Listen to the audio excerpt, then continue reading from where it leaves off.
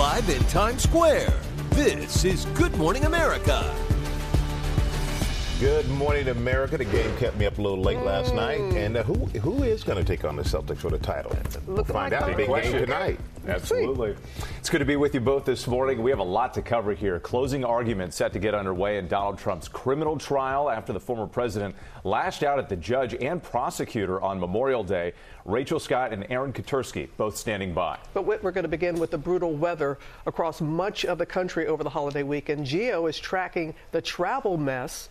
But first, Ginger starts us off with the severe weather striking the East Coast and the destructive tornadoes in the heartland and Texas. Good morning to you, Ginger. Hey, good morning to you, Robin. More than 1,330 severe storm reports in just the last 4 days. And this morning, just moments ago, Dallas-Fort Worth saying they had a 77-mile-per-hour gust. Folks there waking up with a severe thunderstorm watch and a big day of severe weather ahead. Severe storms tortured the country this Memorial Day weekend. Oh, no. Heavy rain plaguing holiday travel for the Mid-Atlantic and Northeast. Winds over 70 miles per hour in North Carolina Monday night. The end of the same system that triggered a tornado outbreak from the Midwest to Texas, leaving at least 22 people dead and damaging hundreds of homes and businesses. There it is. Debris. Oh, it just hit a house. Oh, no. At least 76 reported tornadoes. Listen as an EF2 shreds this Shell gas station in Valley View, Texas. For the first time, we're hearing from one of the families that survived. It's okay. It's okay. The Bolden family was driving down the highway when they got a tornado warning. So they pulled over at the gas station to find shelter. We got out and went in the store, and 5 minutes later, the power went out. And when the power went out, I ran to the bathroom and hid under the sink in the bathroom. I was scared for my life. I never experienced that before. My ears was popping. You couldn't even focus on anything because everything was just moving and people was screaming, babies crying. And all you wanted to do was just wish that it was over. Angelique was in the women's bathroom while her husband and her son took cover in the men's bathroom, the roof collapsing on them. I already done replayed many scenarios, where either the building ripped the walls off and it could have sucked a lot of people out, or the ceiling collapsed or anything like that, and we'll be stuck under there. The family taking away an important lesson. The only thing I would like to tell our viewers is, whether you believe it or not, hurry up and get the cover. And getting to cover is critical right now. There's a tornado warning just east of Dallas that's along that line of 70 to 80 mile per hour gusts. That same town, Valley View, got hit with this line just about an hour ago.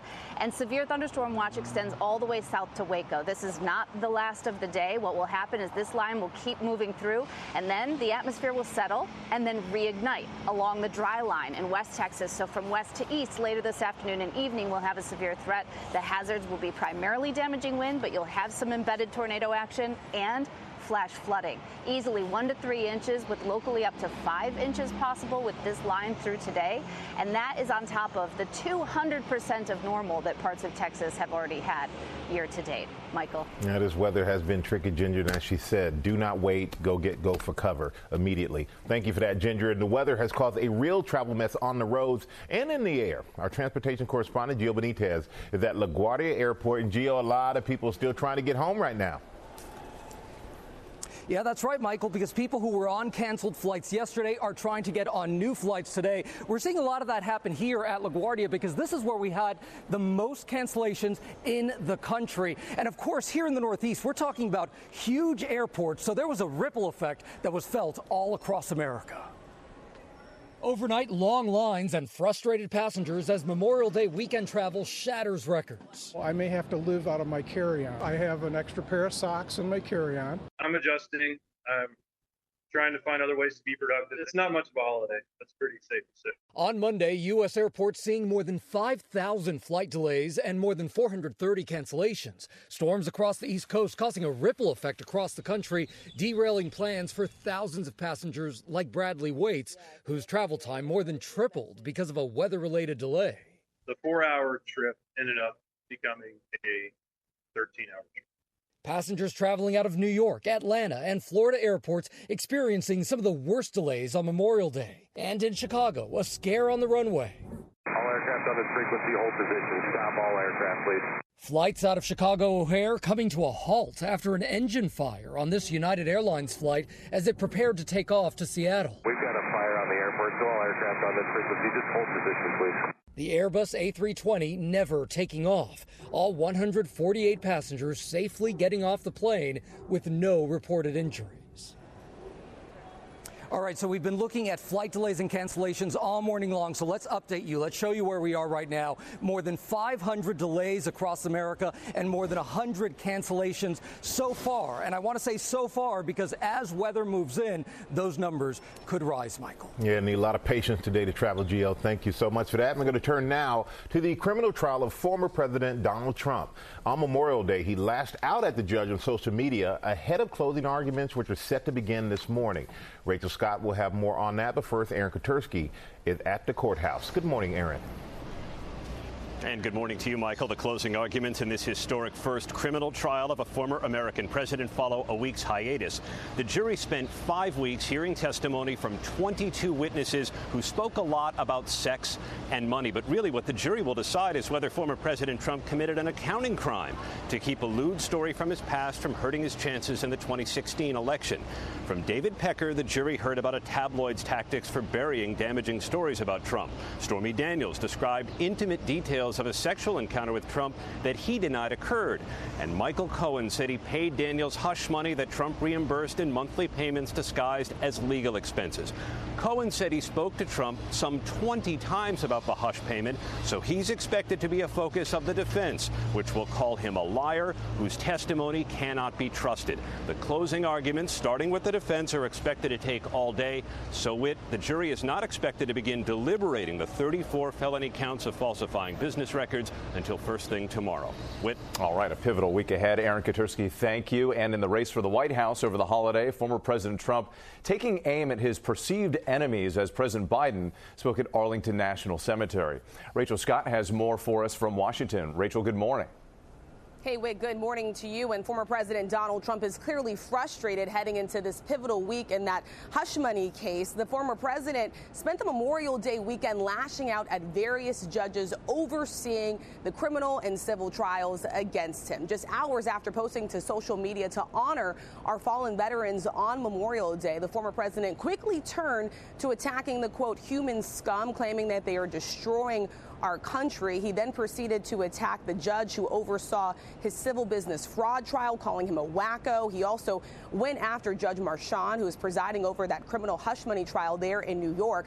In sharp contrast, President Biden visited Arlington National Cemetery, laying a wreath down at the tomb of the unknown soldier and then delivering remarks honoring the brave men and women who sacrificed their lives to protect American democracy. All of this, of course, offering up quite the split screen of these two candidates less than 6 months out from the election, Whit. All right, Rachel Scott, thank you so much. Robin? Thanks to you. Thanks, Whit. Now to the latest on the deadly Israeli airstrike in Rafah that killed dozens of civilians. Our foreign correspondent, Britt Clinton, is in Israel for us. Good morning, Britt. Good morning, Robin. Yeah, condemnation is growing following Israel's strike in western Rafah that set fire to a refugee camp, killing dozens of people. Israeli Prime Minister Netanyahu admitted there was a technical failure. He called it a tragic mishap, saying that Israel is investigating the bombing that targeted 2 senior Hamas leaders. Now, horrifying images from the scene show a burning inferno, people frantically trying to douse the flames and pull survivors out of the blaze. Now, the strike, it's adding to Israel's growing isolation on the world stage. It came just 2 days after a UN top court ruled against its offensive in Rafah, and a National Security Council spokesperson calling the images out of Rafah devastating, heartbreaking, saying that Israel must protect civilians. President Biden himself, he's previously voiced his opposition to Israel's offensive in Rafah. His administration even suspended a shipment of weapons to Israel over concerns about how those weapons might be used. And global pressure mounts. Today, Ireland, Norway and Spain, it will formally recognize the state of Palestine. Michael? All right, Britt, there's big news there. Thank you. Now to the manhunt after the fatal shooting of former General Hospital star Johnny Wachter. We're hearing from his family this morning, and our chief national correspondent, Matt Gutman, is in Los Angeles for us. Good morning, Matt.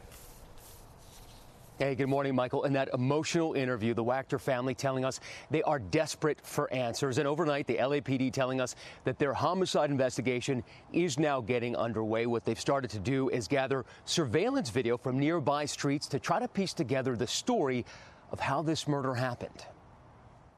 Suddenly we have time to figure out a lot of things. This morning, the family of former General Hospital star Johnny Wachter, desperate for answers with the suspects behind his tragic killing still at large. They took a wonderful person. Police say early Saturday morning, Wachter was leaving his bartending shift, walking to his car with a female co-worker in downtown Los Angeles. And he saw his car kind of jacked up to one side, and he said, hey man, you towed my car. The three suspects allegedly trying to steal the catalytic converter. Johnny immediately stepped in front of the coworker and either put his hands up or backed up or both, and the person shot him right then, point blank. The 37-year-old was rushed to the hospital where he was pronounced dead. His family now grappling with that devastating loss. One of the worst parts is just not being able to have a conversation with him again. One of my best friends. Best known for playing the role of Brando Corbin in more than 100 episodes of the long-running General Hospital. I'm done. I'm done with this bullying and his threats, all of it. The avid outdoorsman's resume included appearances on other major TV shows, including NCIS and Station 19. What do you mean? He's the best captain I ever had. His family remembering him as hardworking, generous, and loving. He just always was kind to people. Without him, there's emptiness that doesn't get filled. The family telling us they're more sad than angry at this point. Of course, the theft of catalytic converters nationwide has soared because of the precious metals they contain, and the LAPD telling us at this point they have made no arrests and have no suspects. Guys. All right, Matt, thank you. And we are certainly thinking of Johnny's family. Yes. Thanks. We're going to celebrate the life of Bill Walton now. Chris Conley joins us with more on the Hall of Fame basketball player, colorful analyst with an electric personality. Good morning, Chris. Hey, good morning to you, Robin. In the 70s, he was a college sports superstar and a countercultural icon.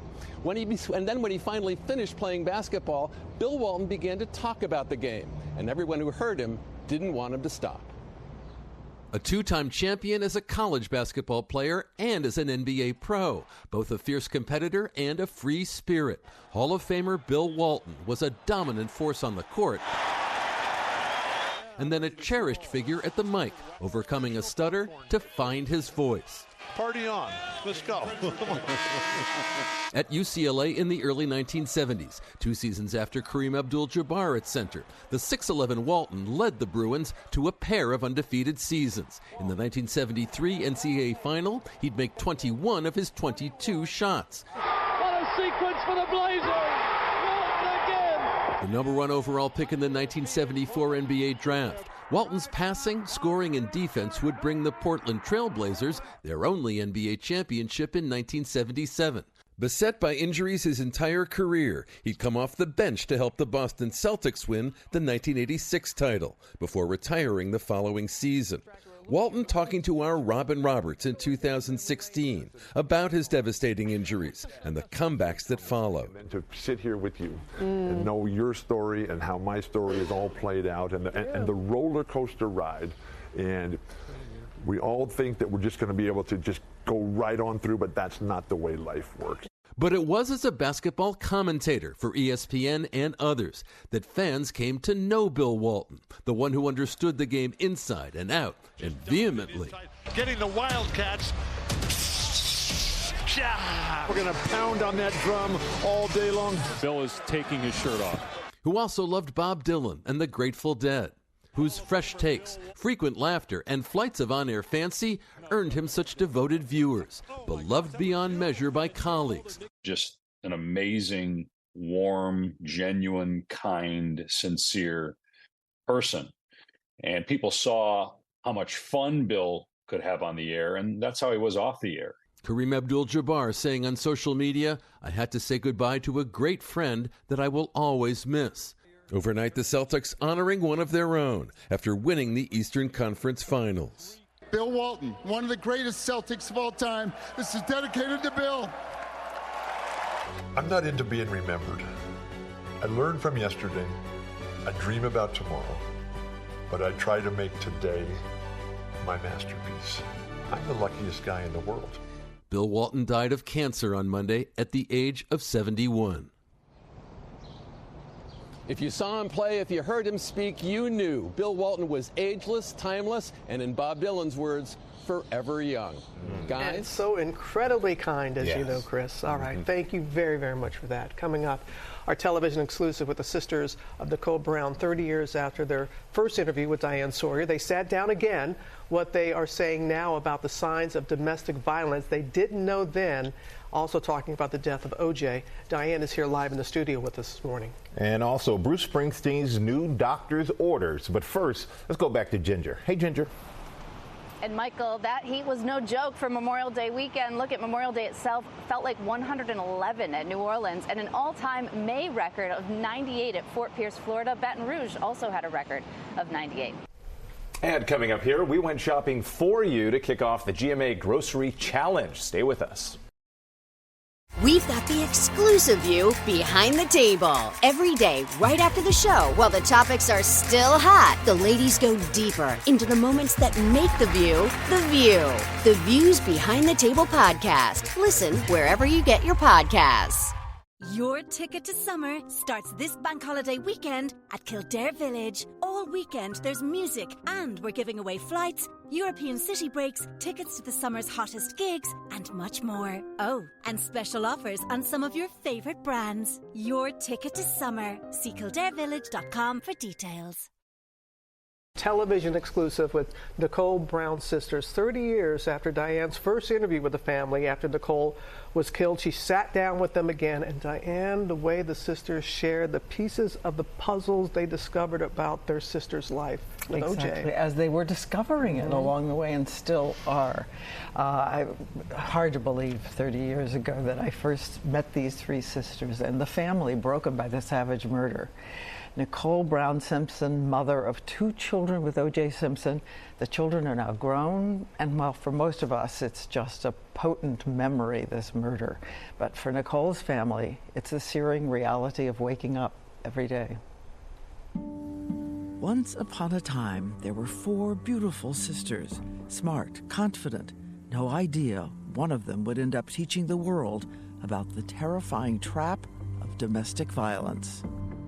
It's been 30 years since Nicole Brown was murdered, and I walked into the living room where her family had gathered. 3 sisters in shock and anguish, Denise, Dominique, and Tanya. And now, the 3 sisters walk into the room today. Hi. Beautiful lady. 30 years. Yeah. Can you believe it? I wondered all this time, how do you live with 30 years of rage and heartbreak? A lot of therapy. Yeah. It was rough. Unresolved grief, everything bit me hard 10 years later. Sometimes I would think, gosh, I'm just staggeringly sad today. And I would realize that it was the day she was murdered, or it was her birthday, or something, or some memory would come up. The pain doesn't go away, it doesn't subside, doesn't get easier, but you do the best you can and you move on, and it's one step forward. A new Lifetime documentary has unearthed pictures and videos of their radiant sister Nicole, with all her vitality and warmth, a loving mother. I love you. Love you. Hey, P.S. Sydney, when you watch this tape when you get older, see that little quilt you're laying on? Yeah? You see it? Mommy made that for you. It's the voice of Nicole that we wanted to hear, because so many people said, we don't even know what her voice sounds like. Who is Nicole? So I hope they get a true sense of who Nicole is in this documentary. She was only 18 years old, working as a waitress in the hope of studying photography when a glamorous customer fastened on her.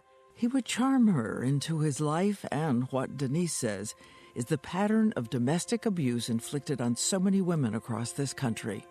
You're stupid, you're ugly, you're fat, you're worthless, nobody's going to want you, I'm the only one that can put up with you. That escalates into that physical violence. And that's the hitting, the kicking, the punching. At the time, their sister didn't tell them the truth of his brutality. I saw a picture, you know, the very young Polaroid picture of Nicole? Right. I found that in her bathroom drawer. And I said, oh my God, Nick, I said, look at that black eye. And she said, no, it was the makeup artist at the studio because he was shooting films at the time. I said, oh my God, it looks so real. And I threw it right back in the drawer. I didn't know it was a real black eye. I had no idea. Later, they were stunned when they read Nicole's chilling secret diaries of her life. Dominique found them. I found her will, her diaries just stacked in a box underneath the kitchen cabinet with the kids' artwork and a bunch of other stuff. So she was trying to hide it. Yeah. It wasn't next to her bed where she might write, where he might look. It wasn't on her mattress. It wasn't any place obvious. From her grave, the truth. The attack the first year they met. He threw a fit, chased me, grabbed me, threw me into walls. Another time, a possible skull fracture, but she tells doctors it was a bicycle accident. When she's pregnant, he screams, she's a fat pig, disgusting, I want you out of my house. At one point, she calls 911 and runs for her life into the bushes. Years later, a policeman would testify about how brutally she'd been beaten. She was beat up. She had a cut approximately 1 inch, I believe, on her left upper lip, swollen right forehead, and her right eye was starting to blacken. It was swollen, and she had a hand imprint on her throat. Simpson's handprint on her neck and the bruise he inflicted under her arm. It was the first time police would actually arrest Simpson, but he got off lightly. It was the moment Nicole finally confided in Denise. But Denise says back then, like so many people, she didn't understand the complicated quicksand of domestic violence and said the wrong thing. It's like, why don't you just get out of this relationship? Why don't you just leave him? Those are things that you don't say. And I didn't realize that at the time. I'm just like, why are you with this person? So I asked her all the whys that you don't ask. You are supportive and you just let them do the talking. I just wonder if I could have done more to help her, to listen to her, to try to dig into her heart, It's the worst thing in the world. When Nicole finally moves out of Simpson's house, her husband doubles down on his jealousy and rage. You can hear it in this 911 call. He just drove up again. He just drove somebody over. Okay, wait a minute. What kind of car is he in? He's in a white Bronco. Okay, just stay on the line. I don't want to stay on the line. He's going to beat the shit out of me. Wait a minute. Wait, just stay on the line. No. Too high. The suspect is now entered in the Okay, the kids are sleeping.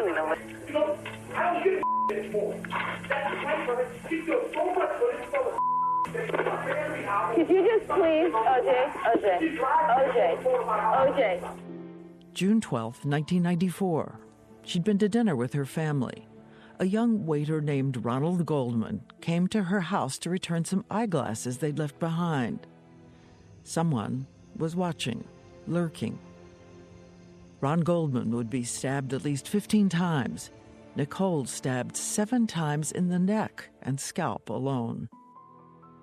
For the past 30 years, the Brown sisters have fought for the protection of women in abusive situations. This is Denise Brown. Ms. Brown is the sister of Nicole Brown Simpson. Denise helped secure funding for the Violence Against Women Act We are going to stand up and say no. and has traveled the country using the power of Nicole's story. I sit there and I go, why did it have to take my sister? Why did it have to take Nicole for people to understand that domestic violence can kill? And now, after all the long decades of anguish, last month, O.J. Simpson died from prostate cancer. Did that have a profound change on you immediately? It's very confusing. It's very complicated. But I have a relationship with the kids that means everything to me. And I was just very, very sad. For them. Very, very sad for them. I think back to that haunting prediction Nicole told Denise long ago. OJ's going to kill me, and he's going to get away with it. Her words to you. Her words exactly. He's going to kill me one day, and he's going to get away with it. Yeah. And tomorrow we'll tell you about the trial and what the sisters think went wrong and their relationship with Nicole and OJ's children. But most of all, they just want you to hear Nicole's voice in every sense of the word across the country. And they are speaking for her, because when Denise said what so many people do, why? Asking why, for her to be so honest about that and helping people that that's not what you want to do. Right, and when you think of her story and that if she couldn't find her way out, we really all have to learn what we do for the people we know or may know in our lives. Absolutely.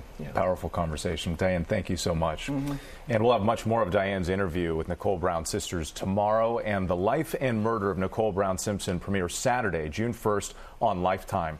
And of course, if you or someone you know is a victim of domestic violence and need help, please call the Domestic Abuse Hotline. The number is right there on your screen, or you can go to the website, thehotline.org. Michael? All right, Whit, coming up next, Bruce Springsteen's health forcing him off the stage again. What we know about his condition when we come back.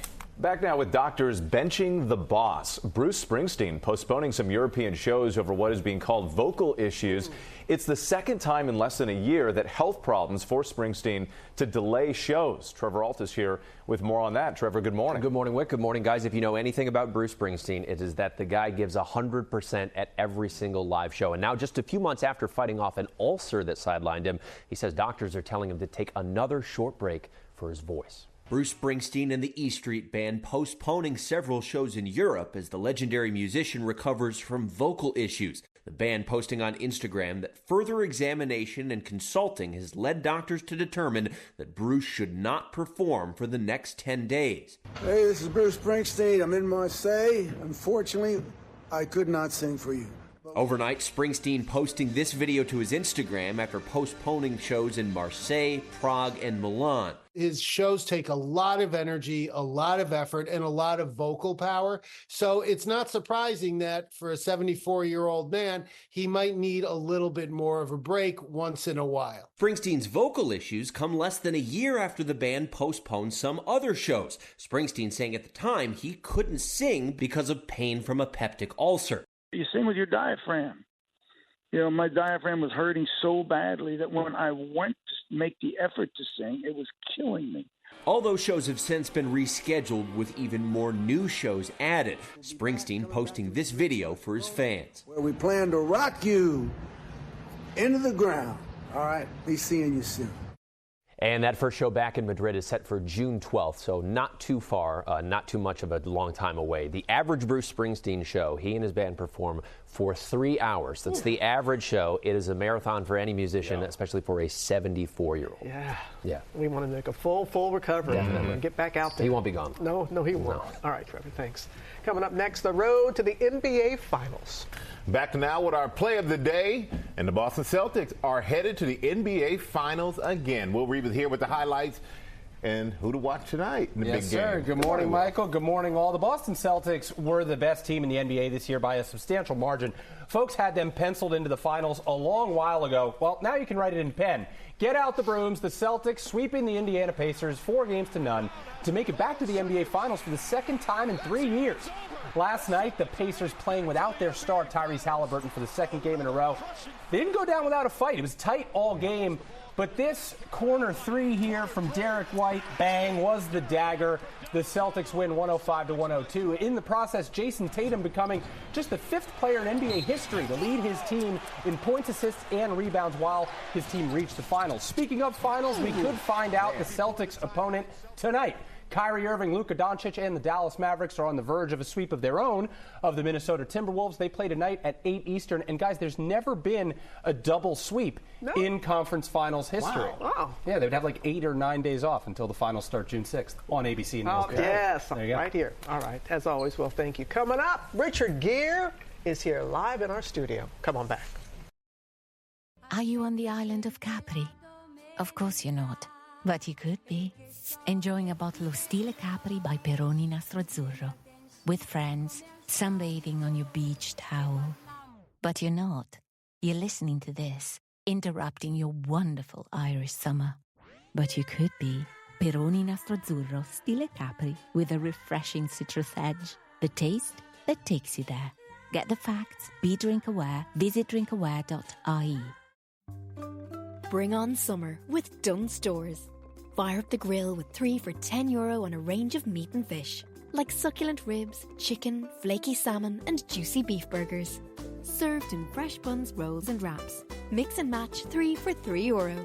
And a range of delicious sauces, only €1.50. Plus, you can save at the till with a 10 off 50 grocery voucher. Dunnes Stores. Always better value. Terms and conditions apply. Voucher can be used for next grocery shop of €50 or more.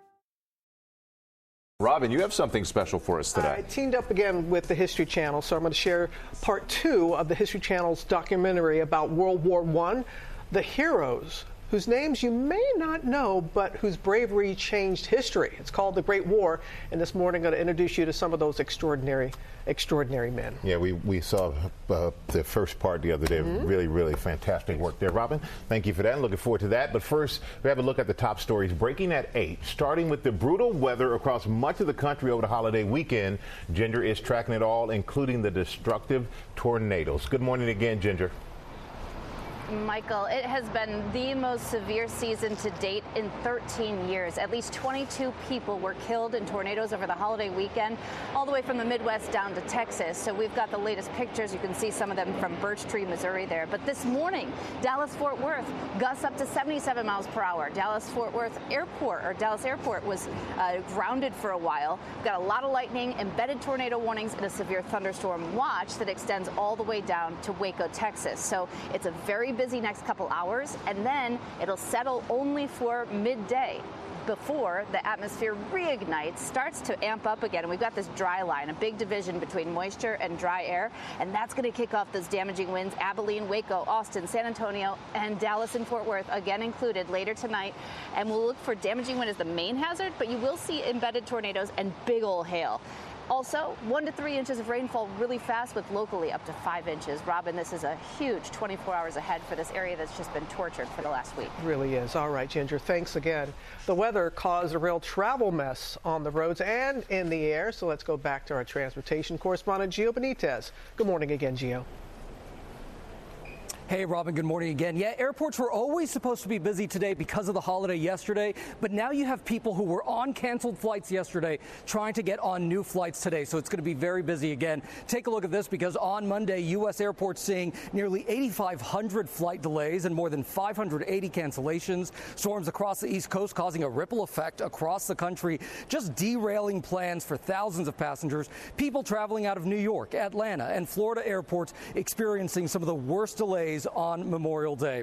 All right, let's show you now how the numbers look today. So far, we're seeing fewer delays and cancellations, but they will still cause headaches. Nearly 800 delays, more than 130 cancellations. But again, those numbers may rise as that weather moves in, so you've got to watch that. Can't say it enough. Get to the airport early. Got to be prepared. All right, Gio, thank you so much. Now to the latest on the health of Jimmy Kimmel's son. The late-night host says 7-year-old Billy had his 3rd open-heart surgery over Memorial Day weekend. Will Reeve is back now with that story. Will, good morning. Hello again, Whit. Billy Kimmel was born with a heart issue. He's been fighting an uphill battle his whole young life. His dad, Jimmy, revealing yesterday that Billy was back in for surgery over the holiday weekend, and said Billy came out with a new valve, happy and healthy. Overnight, late-night host Jimmy Kimmel sharing an update about his 7-year-old son's health in an emotional post on Instagram. Our boy Billy had his 3rd of 3, we hope, open heart surgery. We went into this experience with a lot of optimism and nearly as much fear, and came out with a new valve inside a happy, healthy kid. In 2017, Kimmel tearfully recounted the terrifying moment he learned about his son's heart defect. They did an echocardiogram, which is a sonogram of the heart, and found that Billy was born with a heart disease. Doctors diagnosing Billy's condition as tetralogy of Fallot, and at just 3 days old, he had open heart surgery to repair it. The pulmonary valve was completely blocked, and he has a hole in the wall between the left and right sides of his heart. 7 months later, after a 2nd heart surgery, Jimmy and Billy giving the world an update. Daddy cries on TV, but Billy doesn't. It's unbelievable. Kimmel also recognized his wife Molly for being, quote, stronger than is reasonable for any mom, and thanking the team at Children's Hospital Los Angeles for their immeasurable kindness and expertise. Billy and the Kimmel family have been dealt a tough hand, but they're playing it well, Robin. They certainly are. We wish them all the very best. You know that well. Thank you. Coming up in our GMA Morning Menu, our exclusive with the American father released after more than 100 days in Turks and Caicos, what he experienced and his emotional return home. Also ahead, our new series, GMA Grocery Challenge, looking at how some store brands stack up against national brands, plus ways to save on some of the most popular items on your list. And just in time for summer, Lori Bergamatto is going to show you how to upgrade your backyard game, from furniture to coolers and cups to actual games. And Richard Gere is here to tell us about his new movie and much more. That's all coming up right here on GMA. We're back with our GMA cover story, an ABC News exclusive with the Pennsylvania father held for more than 100 days in Turks and Caicos over ammunition found in his luggage. Brian Hagerich was released Friday and is back in the U.S. with his family. He and his wife spoke with our Matt Rivers, who joins us now. Good morning, Matt. Good morning, Robin. Brian Hagerich told me that he had packed 2 suitcases before his sentencing hearing, one suitcase to go to prison and the other to go home, because when he and his wife walked into that courthouse, they had no idea how the judge was going to rule. This morning, Brian Hagerich is back home with his family. Moments like this that, until last week, he thought might never happen again. It feels literally like a dream come true. The American father of 2 detained in Turks and Caicos since February. Airport authorities finding hunting ammunition in his luggage that he says he didn't even know he had. That crime carrying a mandatory minimum sentence of 12 years behind bars. Brian spending more than a week in jail before posting bail. It was dark. You have no concept of time. I was in there with up to at least seven people total at times. So side by side, I was with 3 folks that were accused of murder. It was scary. He pled guilty and waited on the island, away from his family, 3 months before he'd be sentenced. I truly felt like I could not breathe for 3.5 months. As a wife, that's so hard. I could hear it on the end of every phone call. I could see it in his eyes at the end of every FaceTime. Even when we were visiting, he would seem happy, but I knew that something was in the back of his head. He wasn't completely happy. How can you be when something's looming so prominently over you? Then on Friday, the Hageriches walked into court hand in hand to learn their fate. To give Ashley what could have potentially been the last hug and last kiss that we get to share together for a very long time. It hurt so bad, so bad. But a Turks and Caicos judge charging Brian with only a $6,700 fine and granting a suspended sentence, essentially arguing a 12-year punishment didn't fit the crime. Literally, the weight of the world was lifted off my shoulders. For 101 days, that it was over. It was over. An emotional reunion at the airport, Brian embracing his 2 young children. What are you going to take away from this experience? There's so many things to take away from it.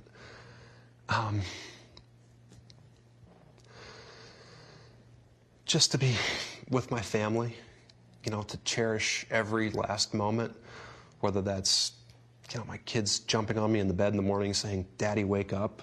There are no wasted moments. It's precious time.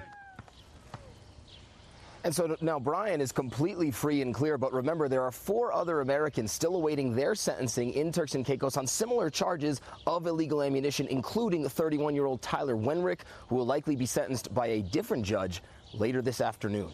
Guys? And we'll see what happens there. All right, Matt, thanks. Let's go down to Ginger. Ginger? And, Robin, let's talk about heat, because Tampa, Florida, among the cities that are going to bake when we get to the midweek. So they've got a high today, 91, but by tomorrow and Thursday, records are coming. Speaking of records, it was a record-breaking weekend for so many folks. Fort Pierce, Florida, had their hottest May temperature on record. We've seen a lot of that throughout Florida, but even Baton Rouge was up at 98 degrees. So today and tomorrow, we'll start to see those red circles around the numbers, and that indicates that you could tie or break a record so easily for Miami and Tampa, but Tallahassee and Orlando, nothing to sneeze at there. Obviously, the feels likes will be even hotter. Now to our new series, the GMA Grocery Challenge. With grocery prices up 25% higher than they were 4 years ago, our team went through the aisles for you to look for savings. Becky Worley is breaking down the findings. Good morning, Becky. Michael, good morning. Experts often say to save on groceries, you should buy store brands. But with more and more stores carrying their own brands, we wanted to know, how do they stack up? Bring out the Hellmann's and bring out the best.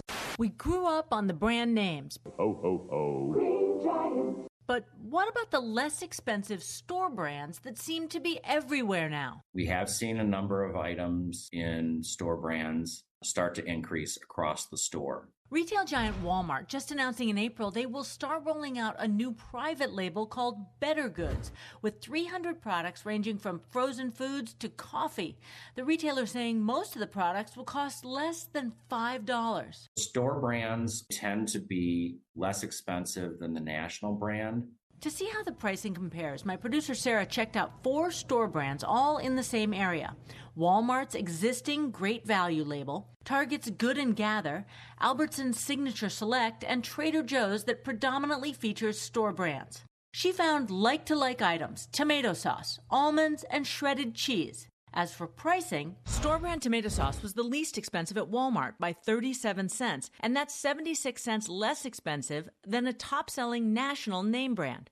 Because of sizing differences for the rest of the products, we broke down cost by price per ounce. The biggest savings on almonds was at Trader Joe's, where they were 25 cents an ounce less than the other store brands and 42 cents an ounce less than a popular national brand. That means a savings of more than $6 on a 1-pound bag of almonds. For shredded sharp cheddar cheese, the least expensive was at Walmart by 17 cents an ounce and 19 cents an ounce less than the national brand, which would save you roughly $3 on a 1-pound bag. But what about the taste? We wanted to compare the nutrition, the ingredients, and importantly, the taste. I think that's a real stumbling block for people. In 2022, Consumer Reports did a taste test of 70 store brand products. We had our blind tasters taste a leading national brand against up to 10 different store brands within a category, all blind. And out of the 70 products, we found 76% were comparable in quality and flavor. And Target just announced price cuts this summer on more than 5,000 products, some of those being their store brand product, Good and Gather. Michael? Oh, that's a lot of product there, Becky. Becky, we've got some popular grocery items here with us in studio. They've all gone up in the past year, but you have some tips on how to save on these right now. And we're going to start with ground beef. According to the latest Consumer Price Index, the cost of this has gone up 6% since last year. All right, Becky, what kind of deal can we get on this? Michael, at this point, if meat just holds its price, it's a win. But we did find some deals. One example is at Hy-Vee, which is a chain in the Midwest and the South. They've reduced the price of ground beef from $4.99 to $4.88. It's not a huge discount, but those savings add up when it's a staple for your meals. All right, $4.88. There we go. All right, good deal. Any savings is a good savings, Becky.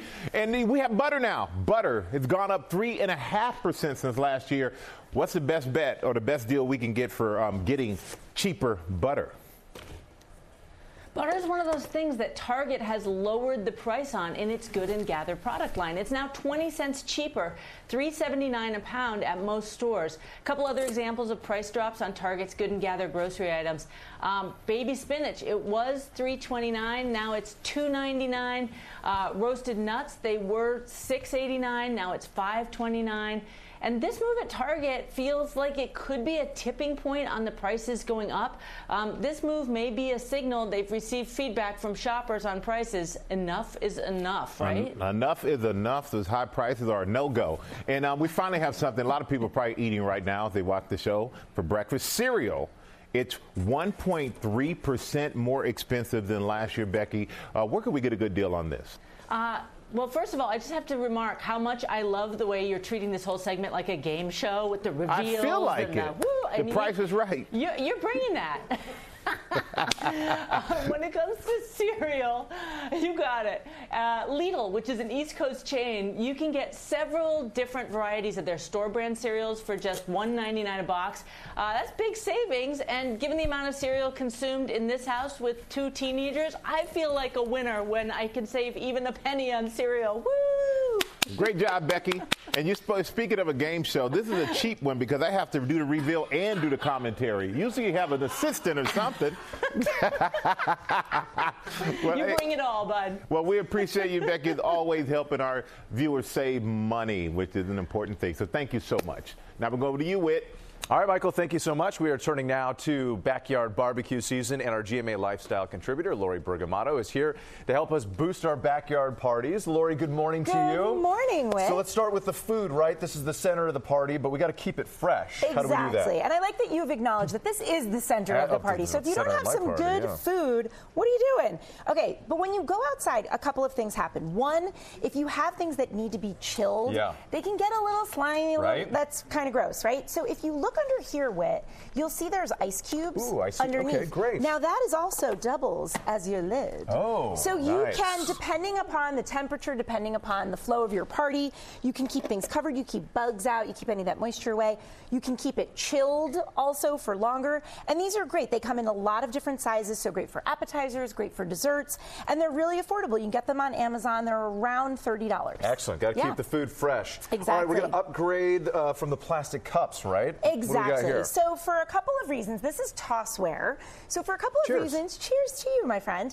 You want to make sure that environmentally, you don't want to just keep buying paper cups or plastic cups and throwing them out, right? But then you also don't want to bring your breakable glassware outside because, you have kids, I have kids. Absolutely. And I also have a husband who's a little clumsy, so you don't want... I know your husband. Yes. Not going to say anything. No, he's great. But you want things that aren't going to break. And this looks fantastic. It's shatterproof, BPA-free, and you can continue to use them throughout the summer. So in that regard, they are better for the environment because you're not constantly buying new things. These also come, you can see you can do flutes. Yeah. You can do highballs. There's like just to test it out. See? Okay. Thank you, Whit Johnson. Oh, this one, there we go. That one was stuck. Nothing broke. This is great. There So you go. it's perfect. And again, really affordable. Now, mosquitoes, always a pest when we got the party going. What is this? How do we stop that? I am a mosquito magnet. Me too. And so I have tried a lot of different things, and I'm a little tired of just like lotioning up with the DEET and all that stuff. It just doesn't feel right to me, So this is fantastic. I came upon this last year. This is from Thermacell. It is the patio shield. Now, these come in a lot of different forms. Basically, I'm going to put my little drink down here so I can show you what goes underneath. This little cartridge sticks in there, right? Okay. And then you're going to put the mat right up here.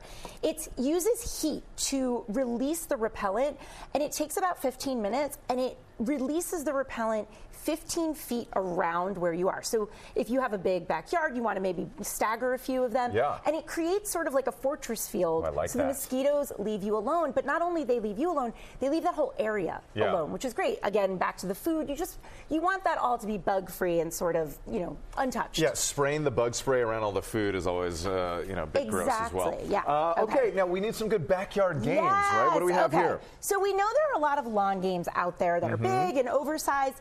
The thing with that is sometimes you lose them, they're cumbersome to clean up. This was sort of the best of both worlds. It's a little bigger than your average indoor game, but it's smaller, so it's nice and compact. This is, a stackable game. It comes in a lot of different colors. Oh, I can see you're good at this, Whit. Well, let's not get carried away. Actually, will he do it, ladies and gentlemen? Can he pull it off? Yes, amazing. So he got one. He got one, but that's pretty good. And so this is, that classic stackable game we love, but you can also use it as dominoes, building blocks, because it's so colorful. It's just really fun and great, and that's under $25 at Kohl's. Love that. All right, now you need a place to relax, right? You want to hang out in the backyard. There What's you go. this all about? All right, here? Whit Johnson, we are marrying two trends together. Let's do it. Ooh. The beanbag chair and cabana stripes. Ooh, I like this. So these things are trending right now on Google, Pinterest. You can get these at Amazon. These come off. You can wash them. They come in multiple different, prints. There's a palm frond one behind us, and they're really comfy, I would say. I like it. Yeah. It goes great with the mocktail, too. There you go. Cheers. Cheers, Whit. Yeah, enjoy the barbecue. All of these items, of course, shoppable on our website. Lori, thank you so much. We appreciate it. Coming up right here, Richard Gere live in the studio. Stay with us. When it comes to winning elections, is it really the economy, stupid? Are soccer moms the quintessential swing voter? And does it matter which candidate you'd rather share a beer with? Every election cycle, cliches come easy. But are they right? In a new series on the 538 Politics podcast, we're taking a look back at conventional wisdom from past elections. Where did that wisdom come from? And does it hold up today? Find the Campaign Throwback series in the 538 Politics feed wherever you get your podcasts. People who disappear without a trace. Where is she? The most notorious murder cases in New York. Pure evil. And the most devious killers. There's a Hannibal Lecter feel to him. For chilling true crime stories, follow the True Crime NYC podcast wherever you listen. Nice shot here outside of our studio in Times Square. And we're back now with Golden Globe winner Richard Gere, who's starring in a new movie called Longing. It's all about the extraordinary twists that life can take. Richard Gere, welcome to GMA. Thank you. And we saw earlier this month, Richard, you walked the red carpet at Cannes with your oldest son. That was a few days ago, actually. Wow, you're all over the place. What was that moment like for you to be on the red carpet with your son? Well, you know, he's 24 now, and he just graduated from Brown just this weekend. Congratulations. Yeah. On Sunday. And so that's a milestone. But I never took him to anything like this before. He just wasn't, we didn't live in LA. I didn't take him to festivals. I just wanted him to be a kid. And he thanks me now. He said, "Thank you for not doing this before." Do you think he'll follow in your footsteps, though? Oh, I don't know. He about a year and a half ago, he started acting in little films at school and making films and writing them and directing them and production designing them and doing other things. So he understands how much fun it is. And it is kind of addictive. I love making movies. Speaking of making movies, let's go ahead and take a look at your new film here, Longing. Rachel, why are you crying? I'm sorry if I hurt you. Sometimes in the middle of very busy lives. When I moved back to Canada, after we split up, I found out I was pregnant. And I gave birth to Alan.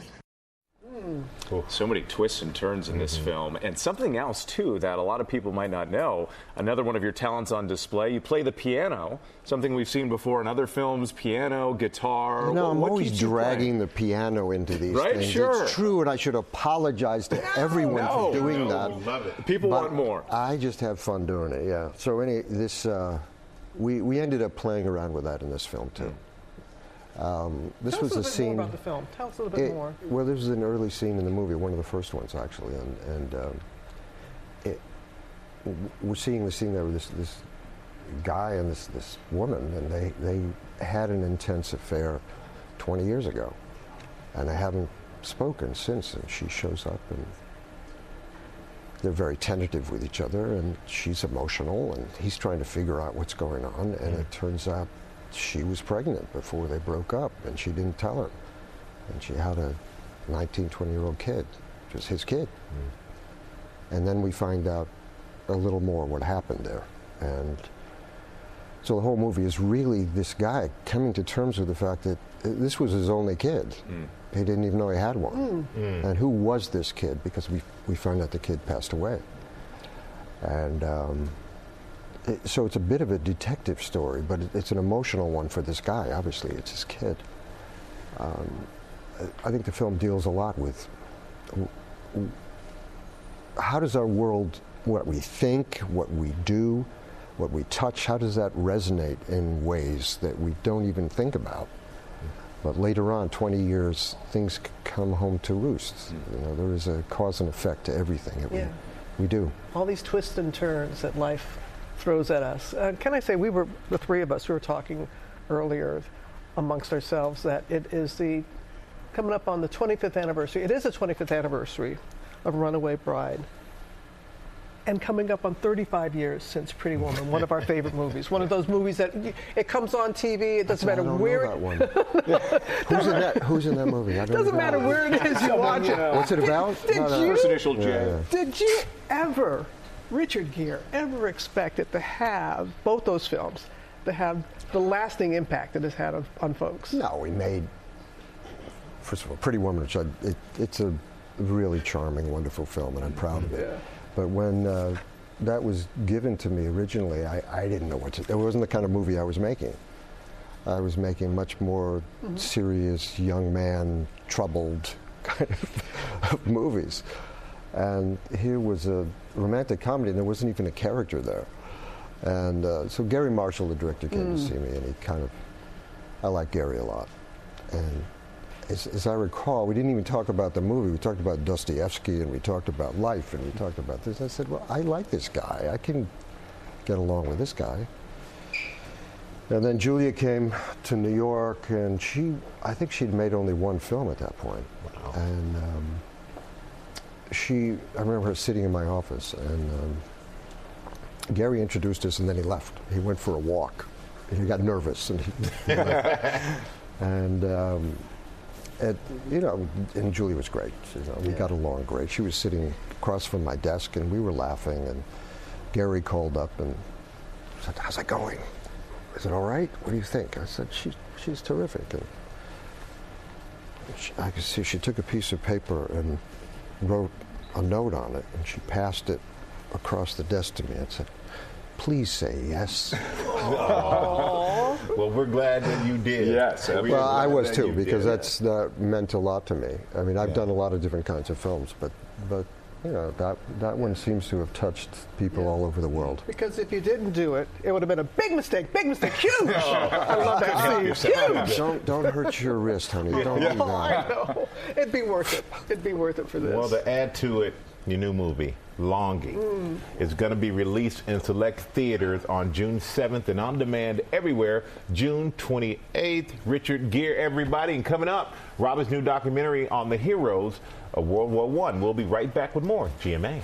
We're back now with a look at part 2 of the documentary, The Great War. Tonight's episode on the History Channel looks at how American forces helped pave the way to a hard-fought victory.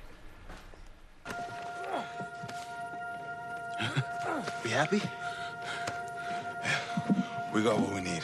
It's the story of a hard-fought victory in part 2 of History Channel's The Great War. There was a feeling that the bravery of American boys would turn the tide. These American soldiers, credited for their feats on the front lines of World War I.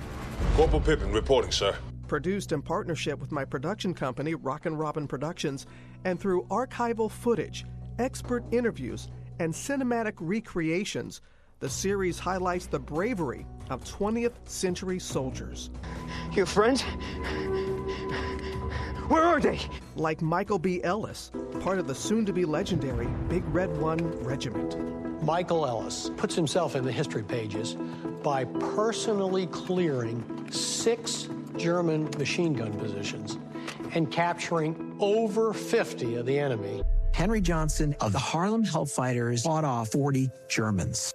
And Henry Johnson, part of the African-American regiment known as the Harlem Hellfighters, earning France's highest battlefield award despite facing extreme adversity.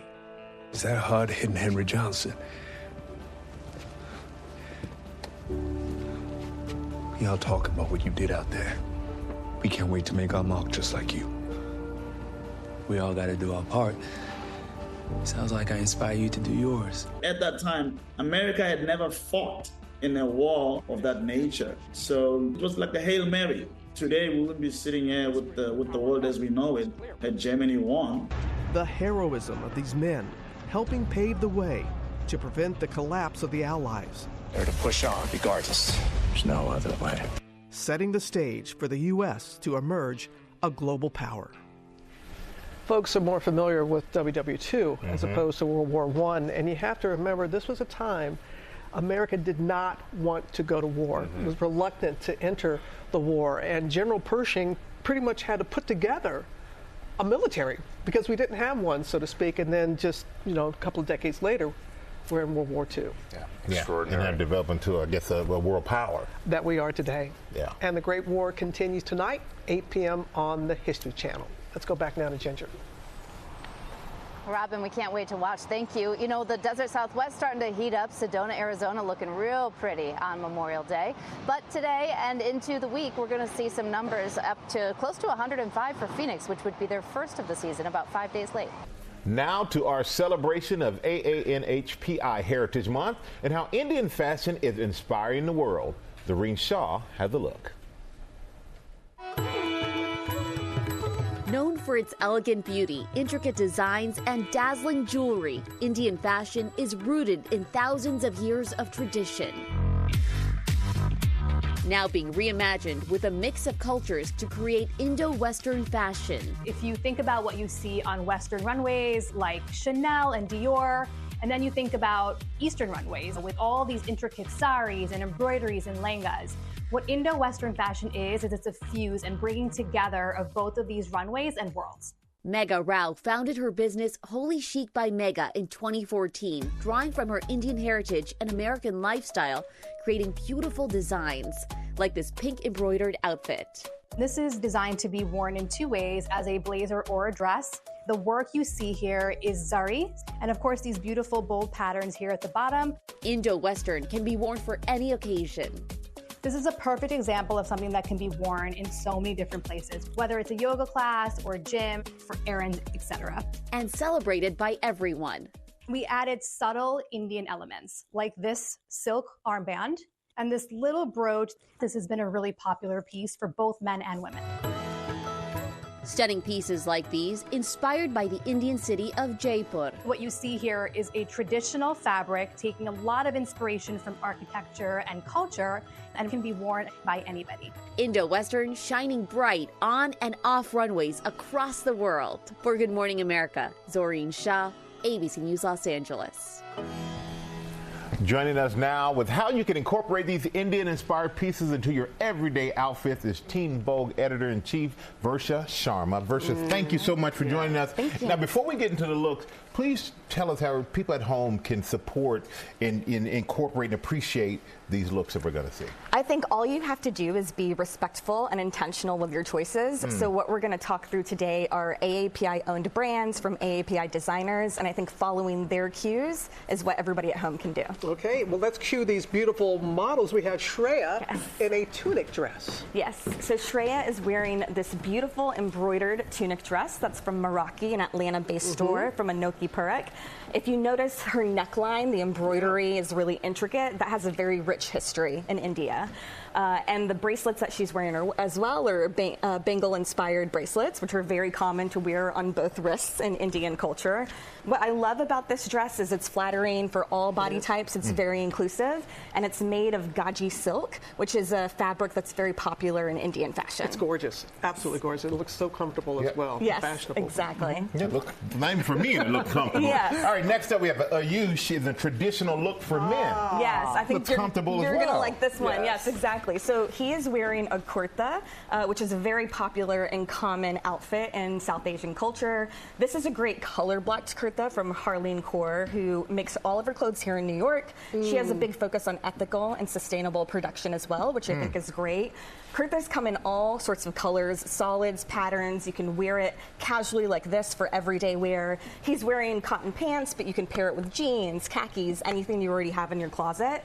And he's also got a subtle touch with heritage. His watch is a solar-powered watch from a brand called Vianney, and it has Hindi numerals on the face. Oh, brilliant. But I love the pairing right here. Yes. It's just absolutely gorgeous. Yes. All right, go on with your bad self. Looking good. And now Kat's going to come out, and this is what, a fusion outfit? So I think what Kat is wearing is a great example of a fusion outfit, because she's got a simple white tee, which I think everybody has in their closet, right? But we've paired it with this beautiful skirt, which is inspired by Indian lehengas. It's got this brocade pattern that is very common in our fabrics. It's from Svarini, which is based in California and Delhi. And what I really want to call attention to also is her jewelry, though. You've probably seen the heavy Indian jewelry jewelry that people often wear to weddings, but it's becoming more common to incorporate them into everyday wear and evening wear as well. And this is from another New York-based jewelry designer called Deva. I love the little flats as well. The shoes are also Indian-inspired. Yes, I'm glad you pointed that out. yes. Yes, and it matches the skirt perfectly. So really this is does. just little touches all throughout the outfit of our heritage. All right. Well, you know what? Let's bring everybody back out. Yes. Everybody looks amazing. Everybody looks amazing. Versa, thank you so much for bringing this to us. Thank you for having me. And I love that. Be respectful. And Intentional. but it's Yes. absolutely unintentional. Very beautiful, by the way. And want to thank you all. You all look fantastic. Take the rest of the day off. All right.